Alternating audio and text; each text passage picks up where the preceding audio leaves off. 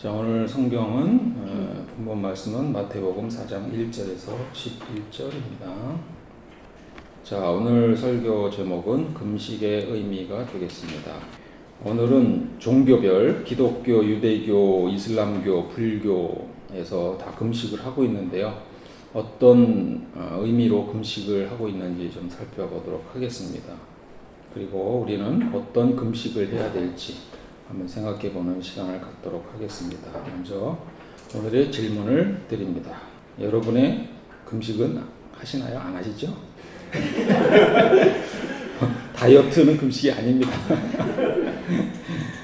금식을 하시면 어떤 의미가 있을까요? 네, 이런 질문이 되겠습니다. 오늘 본문은 예수님이 공적인 사역을 시작하기 전에 광야에서 먼저 40일 동안 금식하신 것을 보여주고 있습니다. 재미있는 것은 이 기간에 무엇을 위해 금식하셨다는 내용이 명시적으로 드러나 있지 않습니다. 다만 40일이 끝난 후에 시험을 당하셨다고만 표현될 뿐입니다. 추측하기는 공생애를 시작하기에 앞서 자신의 사명을 준비하는 중요한 영적 훈련의 시간이었다는 것을 추측해 볼 수 있을 것 같습니다. 영적 훈련이 끝난 후에 사탄 또는 여기 악마로 돼 있죠. 번역이 새 번역에는 악마로 돼 있는데 악마의 시험을 성공적으로 통과했다는 것을 설명함으로써 준비를 잘 마쳤다는 것을 드러내고 있습니다. 여기 4장 1절에서 한 가지 번역상의 오해를 짚을 부분이 있습니다. 개역개정은 이렇게 되어 있습니다. 그때 예수께서 성령에게 이끌려 마귀에게 시험을 받으러 광야에 가사 이렇게 되어 있는데요. 새 번역과 새 한글은 맥락이 다릅니다. 성령께 이끌려 광야로 가셔서 악마에게 시험을 받으셨다 이렇게 되어 있고요. 새 한글은 광야로 가셨다 거기서 마귀에게 유혹을 받으셨다 이렇게 되어 있습니다. 무슨 차이인지 아시겠어요? 마귀에게 시험을 받기 위해서 광야로 간 게 아니라 금식을 하러 갔는데 마귀에게 시험을 받게 되었다라는 뜻입니다. 자, 여기서 예수님이 40일 동안 금식을 하셨는데요. 이것은 다분히 시내산에서 모세의 금식을 떠오르게 하는 부분입니다. 그렇게 돼 있죠. 모세는 거기서 주님과 함께 밤낮 40일을 지내면서 빵도 먹지 않고 물도 마시지 않고 언약의 말씀 곧 십계명을 판에 기록하였다 이렇게 되어 있습니다. 이것은 사실 두 번째 돌판이고요.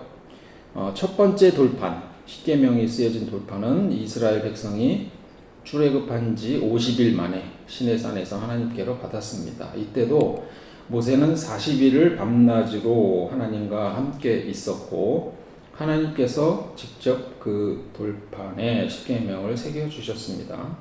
금식에 관한 내용은 사실 언급되지 않고 있습니다만 일반적으로 금식했다고 추정합니다.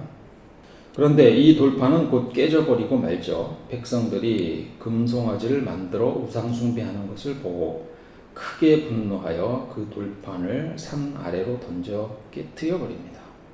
이렇게 되어 있습니다. 모세가 진에 가까이 와서 보니 사람들이 수송아지 주위를 돌면서 춤을 추고 있었다. 모세는 화가 나서 그는 손에 들고 있는 돌판 2개를 산 아래로 내던져 깨뜨려 버렸다.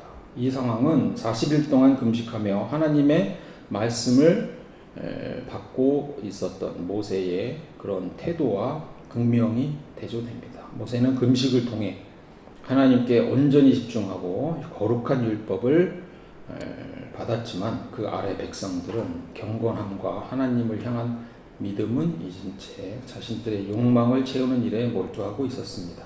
단순히 우상 숭배한 것뿐만 아니라 자기 마음대로 먹고 마시며 춤을 추는 행동을 보였던 것입니다. 이는 금식이 상징하는 자발적 절제와 겸손과는 완전히 반대되는 모습이었습니다. 예수님의 40일 금식은 모세가 하나님의 명령을 받기 위해 이렇게 2차례 걸쳐 실행했던 40일 금식을 연상시키고 있는 것입니다. 즉 예수님도 하나님의 명령을 받고 사명을 수행하기 위해 40일 금식을 했다는 의미입니다. 이때의 금식은 사명을 감당하기 전에 하나님과 깊이 교제하고 그분의 뜻에 온전히 순종하기 위한 준비 과정이었다는 것을 드러내는 것입니다. 이후 예수님이 금식했다는 언급은 없습니다. 오히려 많이 먹었습니다. 세례 요한의 제자들과 바리새파 사람들은 정기적으로 금식을 해온 것 같습니다. 그래서 이들은 예수님의 제자들이 왜 금식하지 않느냐고 따져 물을 정도였습니다. 예수님은 금식에 대해서 이렇게 말씀하십니다. 금식은 남에게 보이려고 하는 것이 아니라 하나님과 은밀하게 소통하는 것이다 라고 가르치신 것입니다. 예수님은 자신이 제자들과 함께 있는 동안에는 금식할 필요가 없다고 말씀하셨습니다. 예수님은 자신을 신랑에 비유하셨는데 잔칫집에 신랑이 있는데 왜 슬퍼하면서 금식을 하겠냐는 뜻입니다.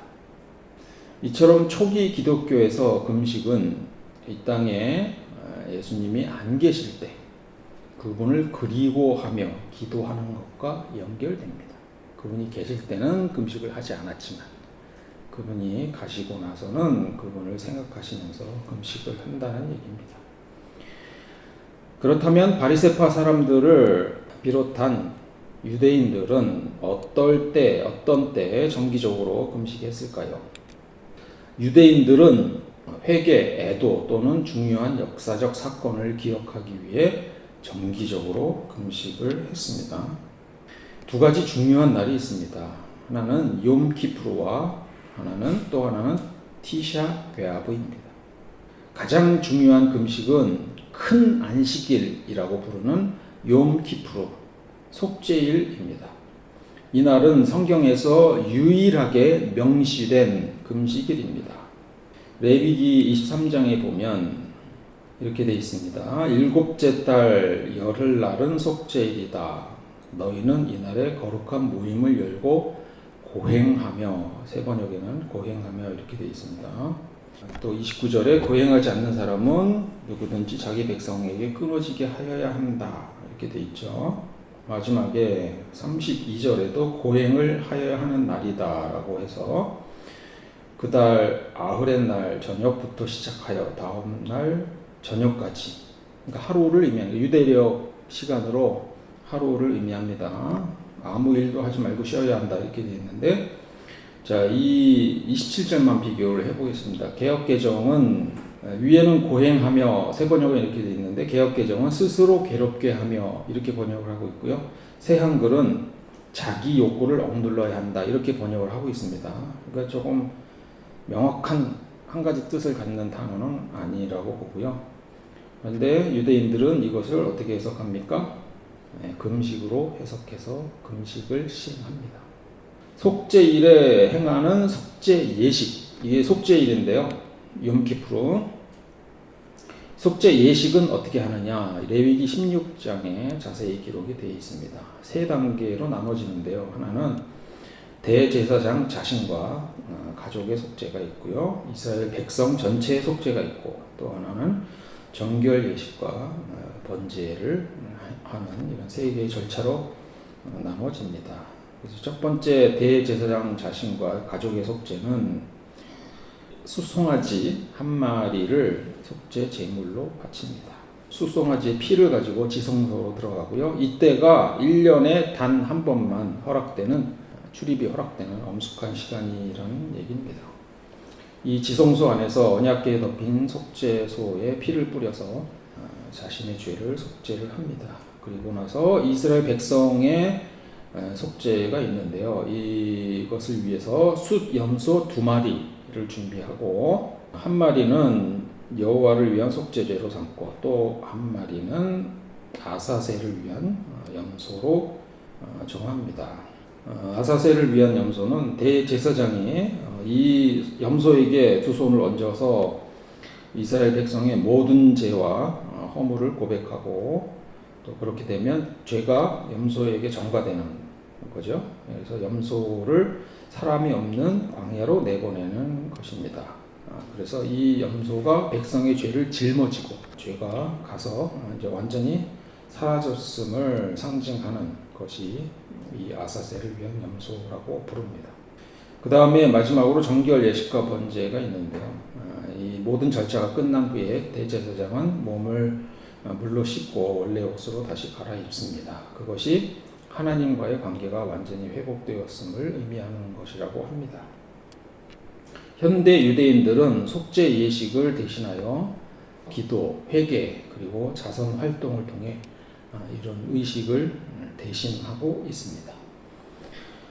이 날 욤키푸르 날에는 유대인들이 하루 동안 먹지도 마시지도 않습니다. 그리고 자신의 죄를 회개하고 용서를 구하는 날입니다. 이 날의 핵심은 회개입니다. 유대인들은 하나님뿐만 아니라 사람들에게 지은 죄에 대해서도 용서를 구합니다. 그래서 욤키푸르가 시작되기 전에, 욤키푸르가 언제라고요? 다시 정리했습니다. 여기 티시레이라고 중간에 써 있죠.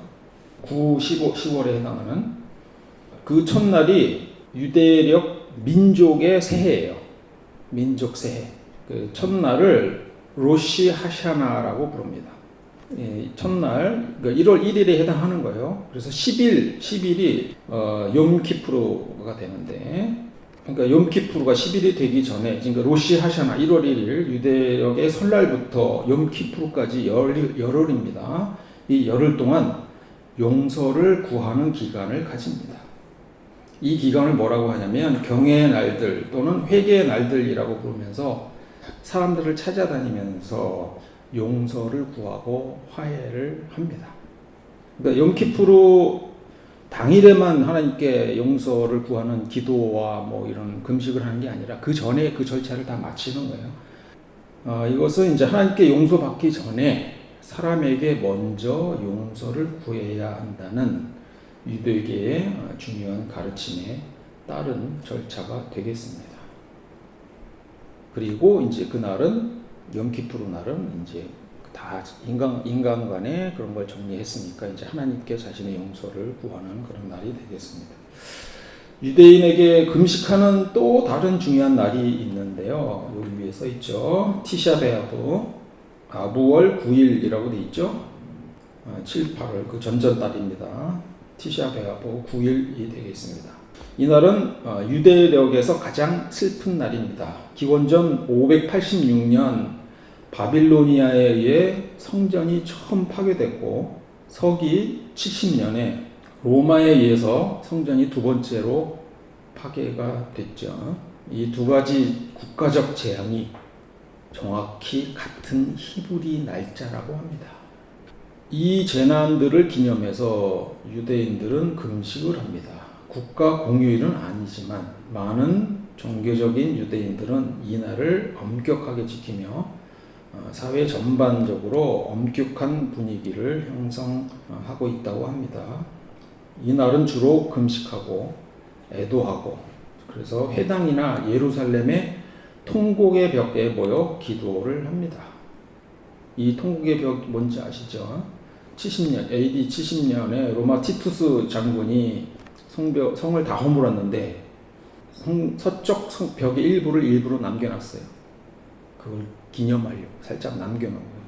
그런데 유대인들은 이것을 통곡의 벽이라고 부르고 여기서 기도하는 처소로 여기고 있습니다. 이렇게 욤키푸르와 티샤베아브를 지키는 것은 유대인, 특히 전통을 중요하게 여기는 유대인에게 아주 중요한 날들이고요. 종교적, 문화적 정체성을 지켜주는 날입니다. 이스라엘에서는 욤키푸르에 나라 전체가 멈출 정도로 그렇게 사람들이 잘 지킨다고 합니다. 이것은 종교적이지 않은 유대인들도 많이 있는데 이 명절이 얼마나 민족적으로 잘 지켜지고 중요한 날인지를 보여주는 것이라고 하겠습니다. 유대인들은 이것 이외에도 또 금식을 또 정기적으로 했습니다. 초대 교회 문헌인 디다케라는 문헌이 있습니다. 거기에 보면 월요일과 목요일에 금식하던 유대 공동체와 기독교 공동체를 구별하기 위해서 기독교 공동체는 수요일과 금요일에 금식하자 뭐 이렇게 규정을 하고 있다고 합니다. 이런 문서를 통해 봤을 때 금식이 정기적으로 행해지고 있었고 초기부터 이 금식에서 뚜렷한 종교적 정체성을 드러내려고 했다는 것을 알 수 있습니다. 다시 현대 기독교로 돌아오겠습니다. 현대 기독교인들은 금식을 영적 훈련의 중요한 요소로 여기는 것 같습니다. 초기 기독교인들이 주로 회개나 애도를 위해 했던 금식보다는 조금 더 다양한 목적을 가지고 있습니다. 첫 번째로 영적 집중력 강화 및 돌파입니다. 금식은 기도를 더욱 강력하게 해주는 수단이죠. 요소입니다. 이것을 뒷받침하는 근거는 그 구약의 여호사밧 왕 이야기입니다. 역대하 20장에 나오는데요. 모압, 암몬 그리고 마온 연합군이 유대를 침략하기 위해서 진격해 옵니다. 이때 여호사밧 왕은 엄청난 적 군사력 앞에서 무서웠습니다. 온 백성에게 하나님께 금식하며 기도할 것을 선포하고 그렇게 했습니다.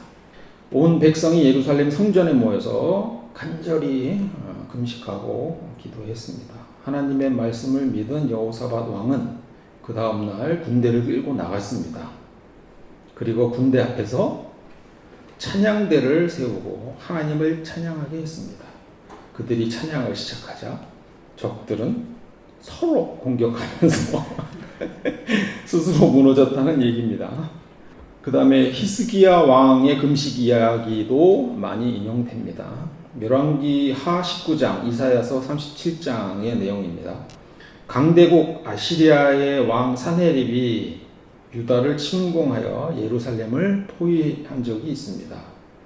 이때 아시리아의 장수 랍사게는 히스기야 왕과 백성을 엄청 조롱했습니다.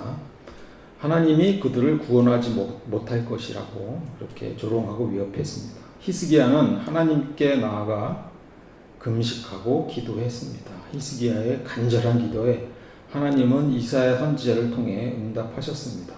그날 밤 하나님의 사자가 아시리아 진영으로 가서 18만 5천 명의 군사를 쳤습니다. 아침에 눈 떠보니 그들이 모두 시체가 되어 있었습니다. 자, 이에 아시리아 왕 사네립은 극히 본국으로 도망갔고 이사야 예언대로 그는 신전에서 살해당해서 죽었습니다. 자, 이런 기적적인 승리를 얻었던 것처럼 기도는 금식을 포함한 기도죠. 개인이나 공동체가 직면한 어려움을 극복하고 하나님의 뜻을 구하는 간절한 방법으로 사용이 되어 왔습니다. 그래서 금식과 기도는 하나님의 도우심을 간절하게 구하는 영적인 힘의 원천이다. 이렇게 믿게 되는 거죠. 자, 이러한 목적으로 금식을 많이 사용하는 계파는 오순절 및 은사주의 계열 교회들이고요.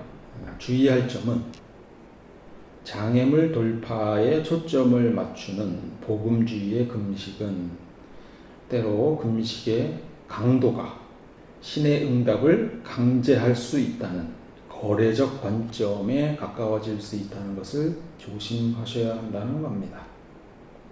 자, 두 번째로는 하나님과의 깊은 교제가 있습니다. 금식은 세상의 즐거움과 잠시 멀어져서 오직 하나님께만 집중하는 시간을 가질 수 있게 합니다. 이는 신자가 하나님과의 관계를 더욱 깊이 하고 그분의 음성에 더 민감하게 반응하도록 돕는 영적인 준비 과정이라고 볼 수 있습니다. 그 다음에 세 번째로는 그리스도의 고난에 동참하는 것입니다. 금식은 예수 그리스도의 십자가 고난에 동참하는 의미를 담고 있습니다. 특히 사순절 기간에 예수님이 광야에서 겪으신 40일의 금식과 또 이 사탄의 유혹을 기억하면서 그분의 고난을 묵상하는 시간이 되겠습니다. 이는 고통 속에서도 하나님 뜻에 순종하셨던 예수님의 삶을 따르고자 하는 신앙적 결단으로 사용이 됩니다. 이처럼 현대 기독교인들에게는 금식은 단순히 음식을 먹지 않는 행위를 넘어서서 하나님과의 관계를 회복하고 영적인 힘을 얻으며 그리스도를 닮아가려고 하는 중요한 신앙 훈련이 되겠습니다. 사실 금식이라는 단어는 먹지 않는다라는 뜻인데요. 영어로는 fasting이라고 합니다. 근데 미국과 같은 나라에서는 이 의미를 단순히 음식을 먹지 않는 행위를 넘어서 사용합니다. 의도적으로 음식이나 음료, 때로는 특정 활동을 절제한다는 의미로 사용이 된다는 겁니다. 그러니까 모든 식음을 전폐하는 게 아니라 난 음료수만 안 마실래, 아니면 난 특정한 활동을 안 할래도 다 패스팅에 들어가는 거예요. 금식에. 예를 들어서 나 초콜릿 너무 좋아하는데 초콜릿 좀 참아볼래, 이런 겁니다. 콜라를 안 마시겠어, 커피 일주일 동안 좀 안 마시겠어, 이런 얘기가 됩니다. 또 중독적으로 요새 유튜브를 보죠. 손만 들면 유튜브가 올라와 있습니다. 그리고 오늘 하루는 유튜브를 보지 않겠어와 같은 어떤 이런 육체적, 심리적 욕망을 절제하는 것, 이것도 패스팅이라고 합니다. 그래서 고난주간에 한국에서 금식하라고 하면 당연히 밥을 굶는 것인데, 미국에서는 자기가 좋아하는 것을 한 가지 이상 중단하는 것, 이것을 패스팅이라고 합니다. 현대 금식이 오히려 다이어트 방법으로 활용되는 것을 보면 고난에 대한 동참이 아니라 오히려 살 빼는 기간으로 여길 수 있는 방법이어서 미국적 접근이 더 의미가 있을 수도 있겠다는 생각을 해봅니다. 자, 이번에는 이슬람교 얘기로 한번 가보겠습니다. 이 기독교 다음으로 전 세계적으로 큰 종교입니다. 인구수로 봐서요. 무슬림들은 금식을 사움이라고 부른다고 합니다. 이슬람력, 히즈리력이라고 하는데요. 라마단이라는 달이 있습니다. 이슬람 달력으로 9번째 달입니다. 이게 조금씩 바뀌는데요. 올해는 지난 3월 1일부터 30일까지였다고 합니다. 라마단 달 동안에 무슬림들은 해 뜨는 새벽부터 해가 질 때까지 아무것도 먹지 않습니다. 이 시간에 기도하고 또 자선 활동에 참여하는 것으로 대신합니다. 금식의 주된 목적은 타크와라고 부르는데요.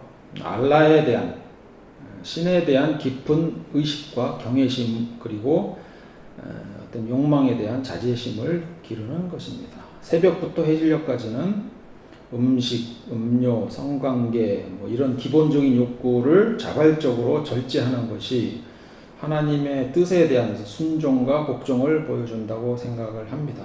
무슬림들은 라마단 기간 동안에 행한 선행의 영적 보상이 굉장히 크다고 믿습니다.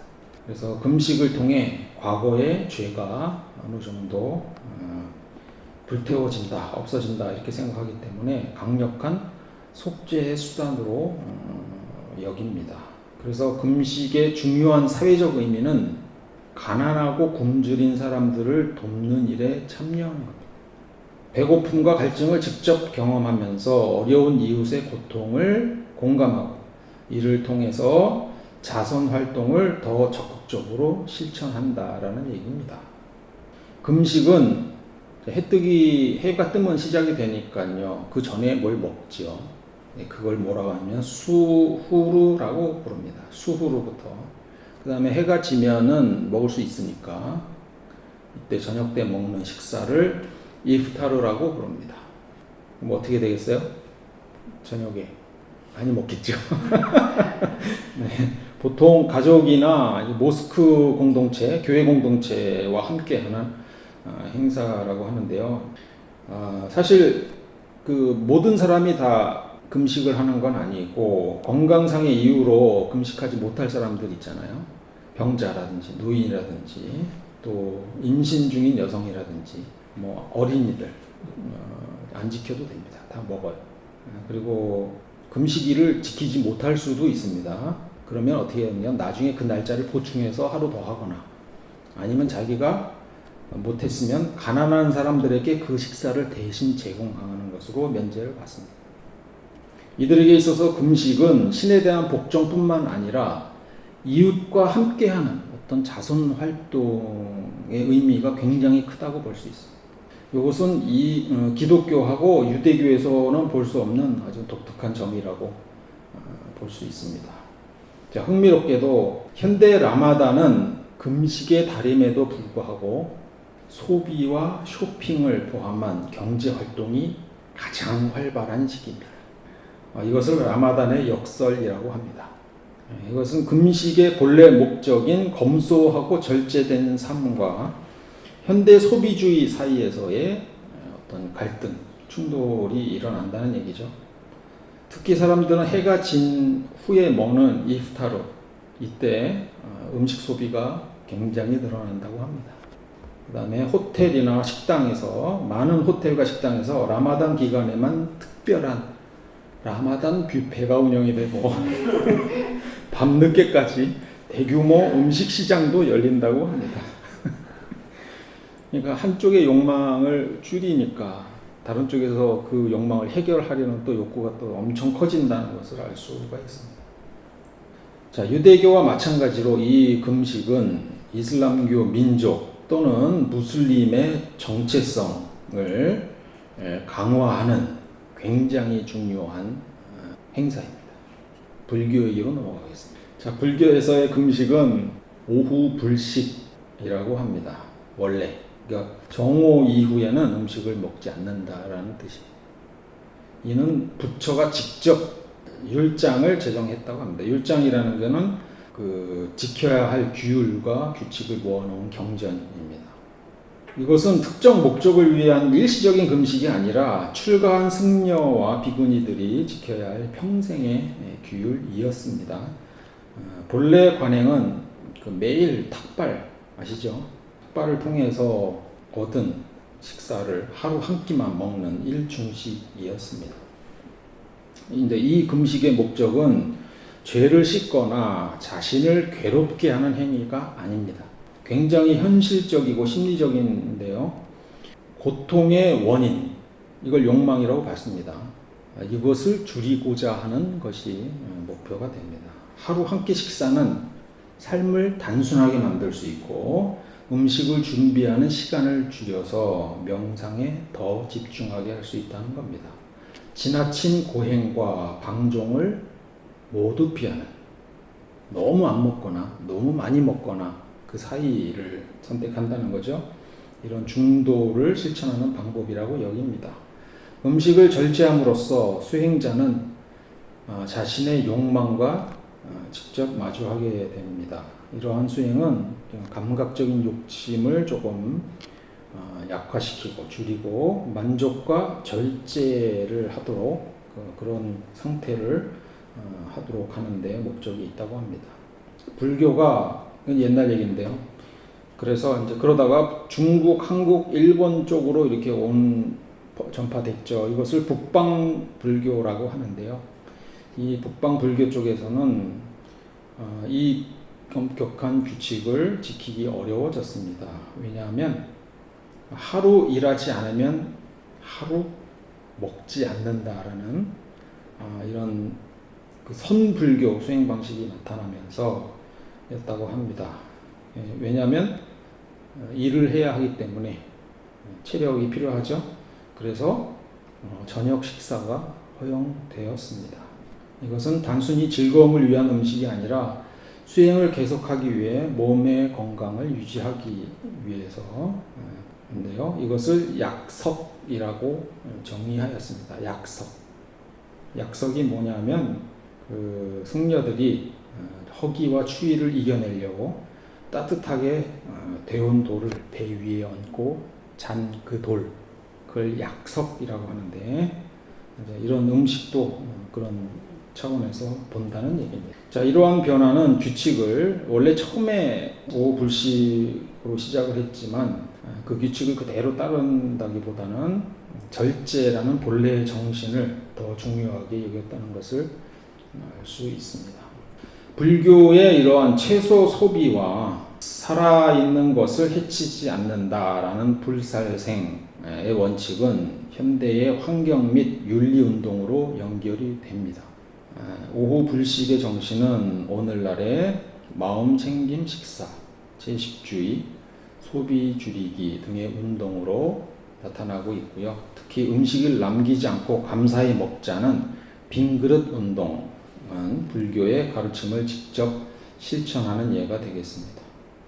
원래 불교의 금식은 개인의 탐욕, 욕심을 줄이기 위한 마음의 훈련이었습니다만 이제는 그 의미가 확대돼서 더 큰 사회적 문제를 해결하는 데도 사용이 됩니다.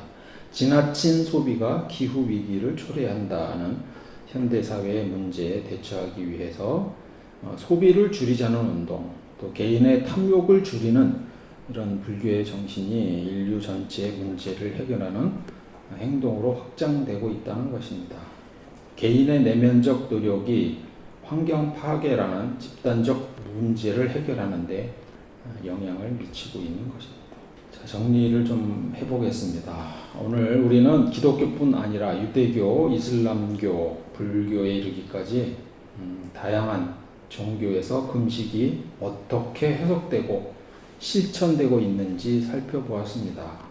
이처럼 금식은 단순한 종교 행위를 넘어서 각 문화와 신앙의 핵심 가치와 굉장히 깊이 연결되어 있는 것을 알 수 있습니다. 금식의 본질은 결국 자신의 욕망을 절제하고 가장 소중한 가치를 위해서 자신을 비워내는 행위라고 볼 수 있습니다. 따라서 우리 기독교인에게 금식은 단순히 밥을 굶는 행위를 넘어서 우리가 원하는 것을 쟁취하기 위해 금식을 하는 것이 아니라 우리가 지나치게 집착하고 있는 것을 내려놓는 방식으로 전환해야 합니다. 우리의 탐욕스러운 마음, 중독된 습관 또는 하나님보다 더 사랑하는 대상을 멀리하려는 훈련이어야 하고 우리 자신을 바로 세우려는 영적인 도전이어야 합니다.